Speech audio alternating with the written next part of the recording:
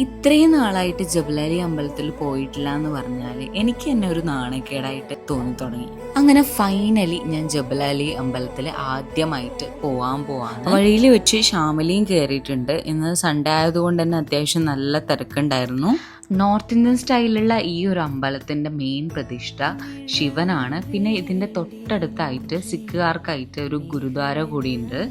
അങ്ങനെ ഞങ്ങൾ കാലൊക്കെ കഴുകി അമ്പലത്തിന്റെ ഉള്ളിൽ കയറിയിട്ടോ. ഇവിടുത്തെ മെയിൻ പ്രതിഷ്ഠ ശിവനാണെങ്കിൽ നമ്മുടെ ഗുരുവായൂരപ്പനും അയ്യപ്പനും പഴനിമല മുരുകനും ഒക്കെ ഉണ്ട്. അങ്ങനെ നമ്മൾ മെയിൻ പൂജ കഴിഞ്ഞ് അമ്പലത്തിൽ നിന്ന് പ്രസാദവും വാങ്ങിച്ചിട്ട് അവിടെ നിന്ന് ഇറങ്ങി കേട്ടോ. ബോക്സിലുള്ള പ്രസാദം നമ്മൾ പൈസ കൊടുത്തിട്ട് വാങ്ങിക്കണം. ഇങ്ങനെയാട്ടോ രാത്രി ഈ ഒരു അമ്പലം കാണാൻ വേണ്ടിയിട്ട്. പിന്നെ ഞങ്ങൾ നേരെ പോയത് ഗുരുദ്വാരയിലേക്കാണ്. ഗുരുദ്വാരയുടെ ഉള്ളിൽ കയറാനായിട്ട് സ്കാർഫ് നിർബന്ധം കേട്ടോ. ആണുങ്ങളും പെണ്ണുങ്ങളും ഒക്കെ സ്കാർഫ്. അവിടെ ഉള്ളിൽ കയറിയിട്ട് പ്രാർത്ഥിച്ചതിനു ശേഷം നമുക്ക് അവിടെ നിന്ന് തന്നെ രാത്രി ഭോജനം ഉണ്ടായിരുന്നു. അങ്ങനെ അമ്പലത്തിൽ പോയി പ്രാർത്ഥിച്ചു വന്നപ്പോൾ നല്ലൊരു മനസ്സുഖം.